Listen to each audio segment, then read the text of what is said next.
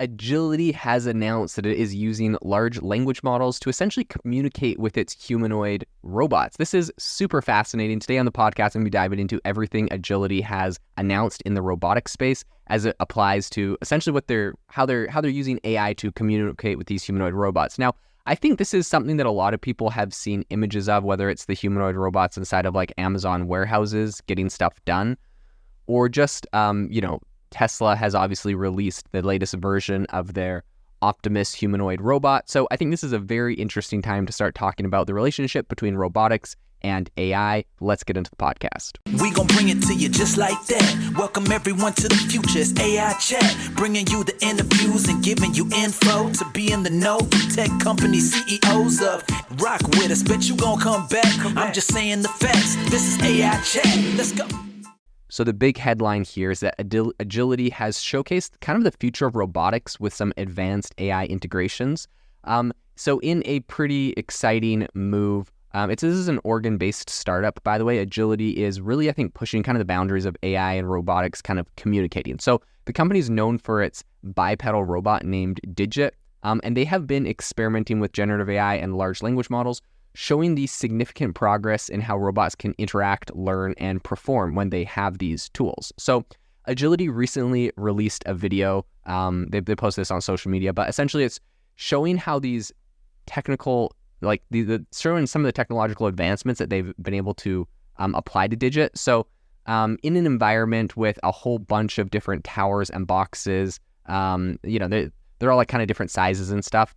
So Digit, their humanoid robot, was given the job of kind of like interpreting and executing a bunch of tasks, which were given in natural language, right? So beyond, like normally when you see robots, these things are like programmed to be like, you stand at the assembly line, you grab the bolt, you screw it into the widget and you pass it on, like, right? These things usually have a very kind of structured set of things they're doing. And sometimes when they're more complex, it's like, okay, you go across the warehouse, pick up this box, bring it back, put it here. But like, this is different because now all of a sudden we're using natural language. So we're like, hey, Digit, go pick up the box over here and go bring it over there, go do this thing and that thing. And it's giving it like new novel kind of commands. So in an example from the video, to kind of illustrate the like Digit's ability to understand and do this kind of stuff, they got it to pick up a box, which they said was the color of Darth Vader's lightsaber, and place it on the tallest tower, right?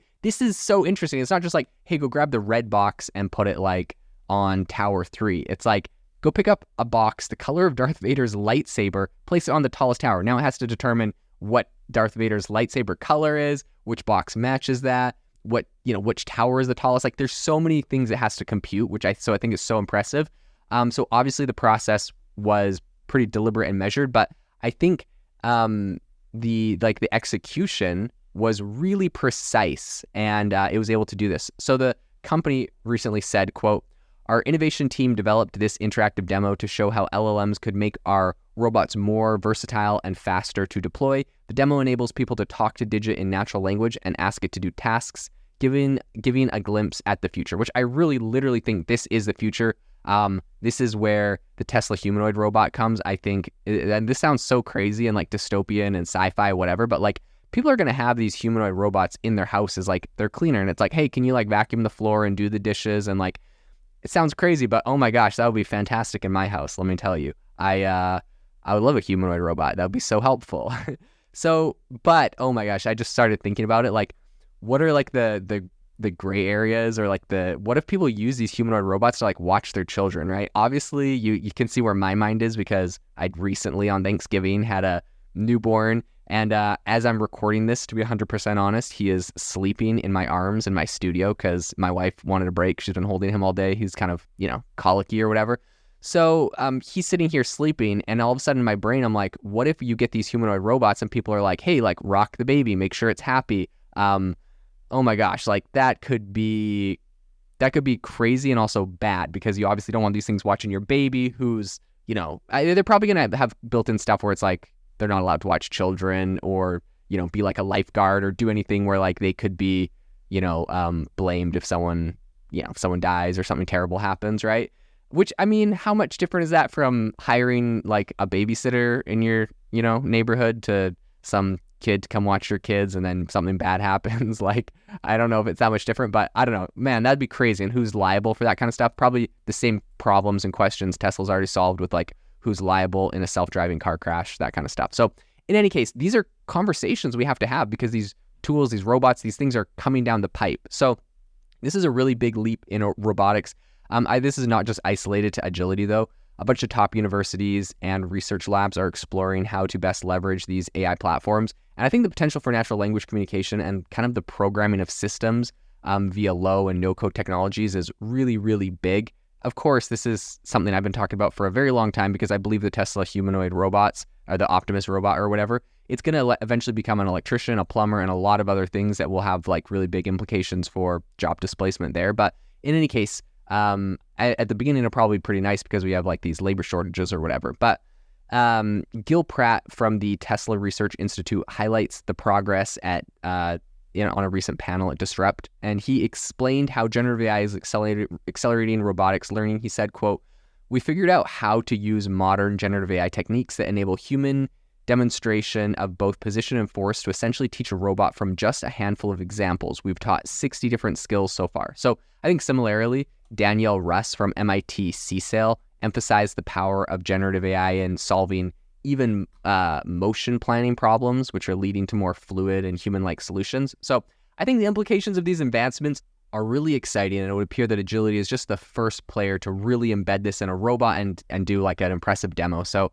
I mean, I'm looking at Boston Dynamics and a lot of other big robotics players to see what they'll be doing next, but I think this is going to be a huge, very quickly growing space, and I think it's going to shock us, the adoption and the use cases for this. Like right now, everyone's like, oh my gosh, 2023 was so crazy with like, ChatGPT. Okay, but imagine ChatGPT in a humanoid robot. Imagine ChatGPT getting twice as good in a humanoid robot. Like, I think we are going to have, the disruption is just getting started, is what I'm saying. And I think people I don't think people really understand what's coming. So this is going to be crazy. I'll definitely keep you up to date and updated on everything that is happening in the space. Have you ever wanted to start your own podcast? I record and publish podcasts on a platform called Spotify for Podcasters, and I absolutely love it. Essentially, you can upload from your phone or computer, and it distributes to every platform that plays podcasts. They support video podcasts, and you can make money on the platform with ads or even podcast subscriptions, something that has made my life so much easier as a podcaster. So if you're interested, I highly recommend you give it a try. You can download the Spotify for Podcast app,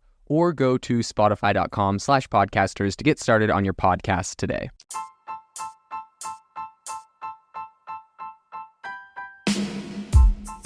Thank you for listening to the AI Chat Podcast. If you enjoyed the podcast, I'd appreciate it if you rate me wherever you listen to podcasts. And if you're looking for an innovative group of AI enthusiasts, make sure you check out our Discord channel and also our Facebook community. It's obviously a lot more interactive than a podcast where we can actually share software tools, prompts that we're using in everyday AI. I'll leave a link for those in the description below.